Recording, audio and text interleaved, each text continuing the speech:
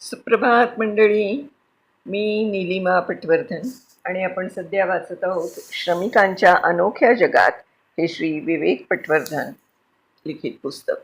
यातल्या भाग 4 याच्यामधलं प्रकरण पहिलं सध्या आपण वाचत आहोत. तर कालच्या पुढे सुरू करते. पदविका घेतलेला इंजिनियर महिन्याला 10,000 रुपये मिळवतो. दुसऱ्या वर्षात ही रक्कम 13,500 रुपये होते. कायमस्वरूपी कामगार यापेक्षा चिकार जास्त मिळवतात. जवळपास या रकमेच्या दुप्पट पगार त्यांना मिळतो.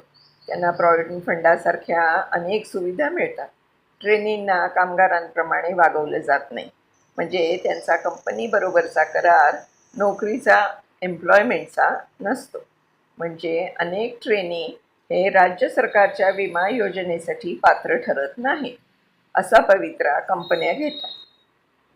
वेगवेगळ्या प्रकारचे ट्रेनी असतात. काहींनी इंजिनिअरिंगची पदविका घेतलेली असते. ते ठराविक काळापुरते भरती केले जातात. त्यांचा कामाचा कालावधी संपल्यावर त्यांना दुसरी नोकरी शोधावी लागते. काही वेळा त्यांना 2 वर्षांसाठी कामावर घ्यावं लागतं. काही कंपन्या ट्रेनींना उमेदवारीचा वर्षभराचा काळ संपल्यावर 2 वर्षांसाठी भरती करून घेतात. या एकूण 3 वर्षांचा प्रकार संपल्यावर त्यांना प्रोबेशनवर नियुक्त केलं जातं. कायमस्वरूपी नोकरी सुरू होण्याआधी त्यांना अजून 3.5 वर्ष काम करावं लागतं. या 3.5 वर्षांमध्ये त्यांना कधीही काढून टाकलं जाऊ शकतं आणि तसं झालं तर संघटना हस्तक्षेप करत नाहीत. हा मुद्दा यात नोंद येण्यासारखा आहे. हुंडई कन्स्ट्रक्शन इक्विपमेंटसारख्या काही कंपन्यांमध्ये ट्रेनींना कायमस्वरूपी काम सुरू होण्याआधी 4 वर्ष काम करावं लागतं. मी हुंडईच्याच एका तरुण कामगाराशी बोलत होतो. मी यशस्वी इन्स्टिट्यूट ऑफ टेक्नॉलॉजीमध्ये इंजिनिअरिंगच्या पदविकेसाठी प्रवेश घेतला. त्यांनी मला ताबडतोब हुंडईमध्ये पाठवलं. माझ्या ट्रेनिंगचा कालावधी 4 वर्षाचा असेल असं सांगून त्यांनी मला एका करारावर सही करायला सांगितलं. माझ्याकडून एका नुकसान भरपाईच्या म्हणजेच इंडेमनिटी बॉन्डवरही त्यांनी सही घेतली. इंडेमनिटी बॉन्डवर का बरं? त्यानं मला त्यांच्यातल्या सगळा कागदोपत्री झालेला व्यवहार दाखवला. प्रथम यशस्वी इन्स्टिट्यूट ऑफ टेक्नॉलॉजीसाठी एका करारावर सह्या करताना सांगितलं जातं. YIT ही संस्था त्यांना कमवा आणि शिका या योजनेखाली एखाद्या कंपनीत भरती करून घेते. ट्रेनीला पदविका अभ्यासक्रमाच्या दूरस्थ शिक्षण कार्यक्रमात सक्तीनं प्रवेश घ्यावा लागतो. जर त्यांना हा अभ्यासक्रम थांबवला तर त्याला 17,800 रुपये YITला द्यावे लागतात. अशा स्वरूपाच्या इंडेमनिटी बॉन्डवर सही करावी लागते. ते तुम्हाला स्टायपेंड किती देतात? महिन्याला 8,500 रुपये. एखादा दिवस जरी तुम्ही कामावर गेला नाहीत तरी त्या प्रमाणात तो कमी होतो. दरवर्षी 1,100 रुपयांची ठराविक वेतनवाढ मिळते. आणि कामाचं स्वरूप काय असतं? कायमस्वरूपी कामगार जे काम करतात ते आम्हाला करावं लागतं. आम्हालाही ओव्हरटाईमचा दुप्पट पगार मिळतो. त्यानं मला त्याचं पगारपत्रक दाखवलं. ते YITचं पगारपत्रक होतं. त्यानुसार त्याला निव्वळ ओव्हरटाईमचेच नव्हे तर इन्सेंटिव्ह आणि अटेंडन्स बोनसचेही पैसे मिळालेले होते. शिक्षणाचं काय? वर्गातल्या तासिकांचं काय? या प्रश्नाला दुसऱ्या एका कंपनीच्या ट्रेनीनं उत्तर दिलं. कामाचे तास संपल्यावर यशवंतराव चव्हाण विद्यापीठातर्फे ते तासिका आयोजित करायचे. पण 8 तास कष्टाचं काम केल्यावर आम्ही खूप थकायचो. ते कॅन्टीनमध्ये तास घ्यायचे. तिथे खूप कोलाहल असल्यानं आम्ही वैतागायचो. मग आम्ही त्या तासांना जाणंच बंद केलं. आता ते आम्हाला चिंचवडला बोलवतात. तुमचं कुटुंब, माझी बायको आणि आई. 10,000 रुपयांमध्ये भागतं का? त्यावर काहीच उत्तर आलं नाही. एक शांतता पसरली. मग दुसरा एक तरुण म्हणाला, त्याला नोकरी सोडायला सांगितलंय. नोकरी सोडायला का सांगितलंय? मला माहीत नाही. पर्यवेक्षक ठरवतात. इतर जण त्यांचं म्हणणं ऐकून त्यानुसार वागतात. संघटना तुमची केस घेत नाही का? परत एक शांतता. मग एक तरुण म्हणाला, ते आमच्या समस्या कधीच हाताळत नाही. मला त्याचं कारण ठाऊक नाही. मला दुसऱ्या कंपनीत काम मिळालं, कायम स्वरूपाचं काम. ते तू का स्वीकारलं नाहीस? मी या नोकरीत लागलो तेव्हा त्यांनी मला माझी मूळ प्रमाणपत्र मागितली. आम्ही प्रशिक्षणाच्या दरम्यान नोकरी सोडली तर ते आमची ठेवून घेतलेली मूळ प्रमाणपत्र पटकन देत नाहीत. खूप वेळ लावतात. त्यांना आम्ही नोकरी सोडायला नको असतं, पण जिथे नोकरीसाठी अर्ज केलेला असतो त्या कंपनीतले लोक आमची ओळख पटवून घेण्यासाठी लागणारी मूळ प्रमाणपत्र मागतात. ती द्यायला वेळ लागला तर ते थांबत नाही. म्हणजे तुम्हाला आधीची नोकरी सोडणं सहजपणे शक्य होत नाही.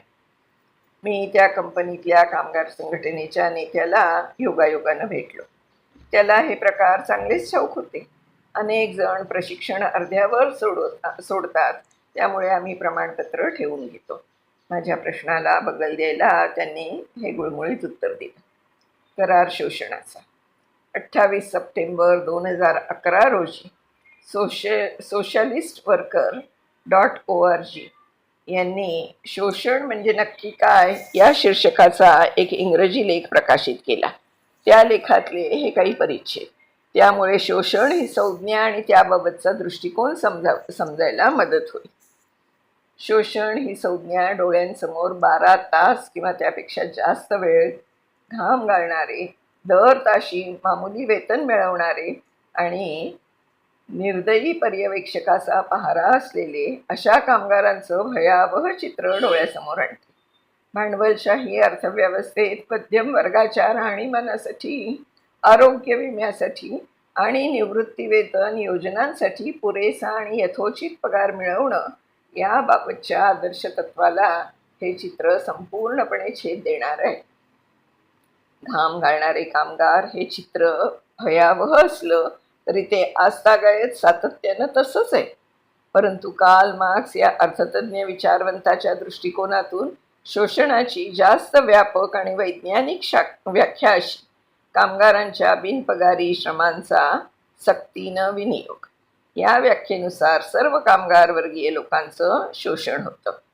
मार्क्सनं असा युक्तिवाद केला की नफ्याचा अंतिम स्रोत भांडवलशाही उत्पादनामागील प्रेरक शक्ती कामगारांचं वेतन न मिळालेले श्रम आहे. त्यामुळे मार्क्ससाठी शोषण हा भांडवलशाही व्यवस्थेचा पाया आहे. कोण कोणाचं शोषण करतं?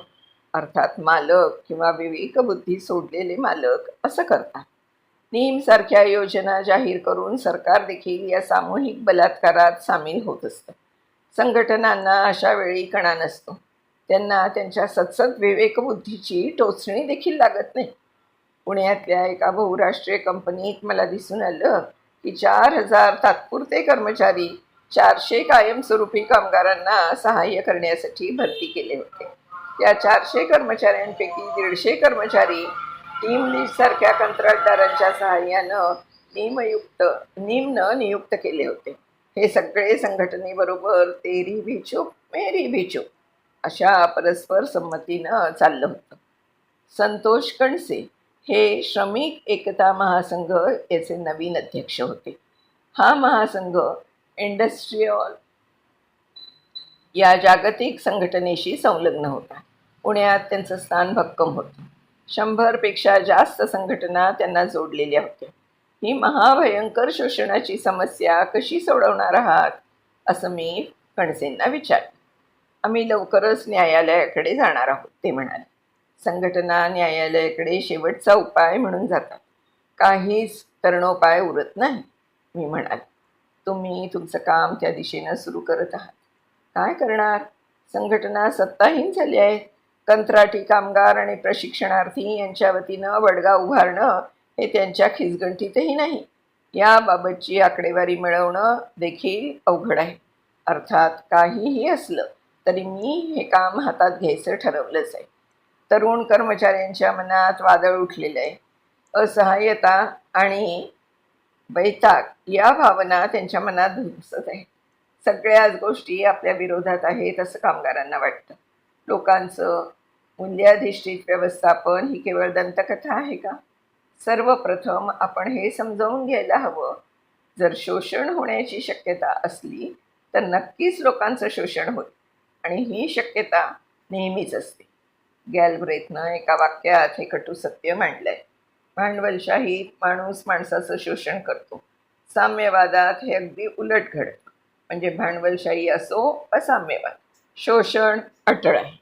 ज्यांनी 70 किंवा 80च्या दशकातली उद्योग जगताची परिस्थिती पाहिली आहे ते संघटना कशा विशिष्ट केसमध्ये मालकाचं शोषण करत होते ते सांगू शकतील. करारामध्ये ठरवून दिलेली कामं न करणं, लीडर मंडळींनी कामं न करता फिरत राहणं, ही तर अगदी वरवरची लक्षणं. अशा केसेस फार अपवादात्मक वगैरे नव्हत्या.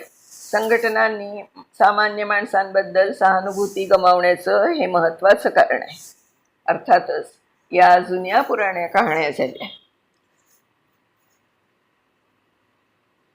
काही प्रतिष्ठित उद्योग समूहातील कामगार संघटनांनी काही दशकांपूर्वी शोषणाचे मार्ग अवलंबले आणि तेच करायचा परवाना मालकांना सर्वत्र मिळाला असंही नक्कीच नाही.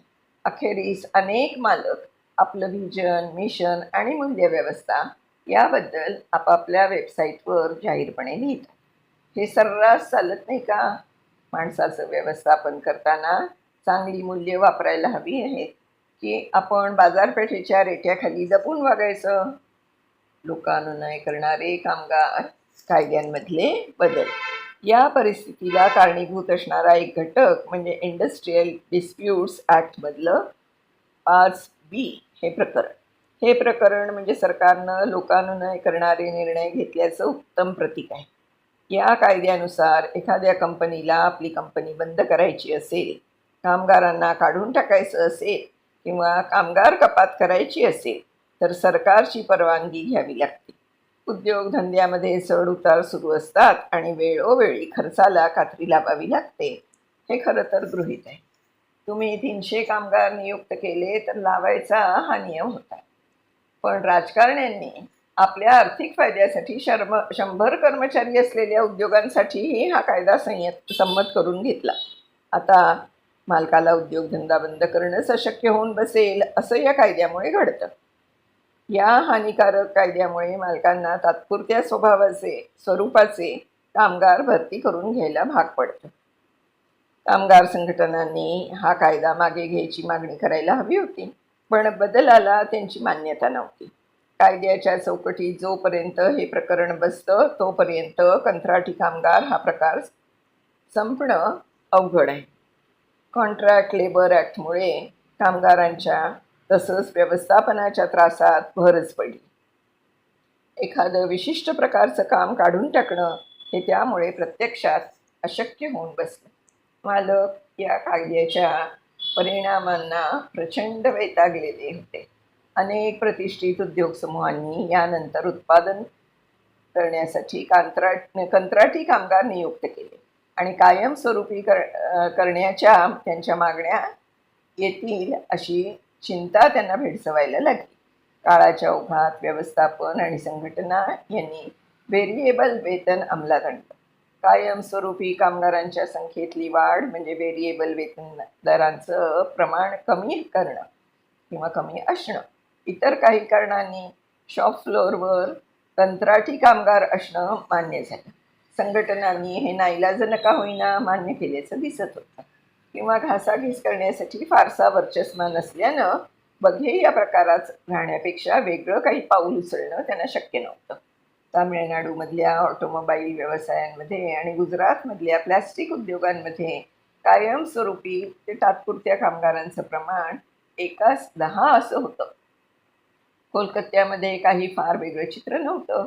कोलकात्यामधल्या एका संघटना नेत्याची मुलाखत घेण्याची संधी मला एकदा प्राप्त झाली आणि बंगालमधल्या उद्योगधंद्यांमध्ये कंत्राटी कामगार आता सर्रास भरती केले जातात याला त्यानं दुजोरास दिला.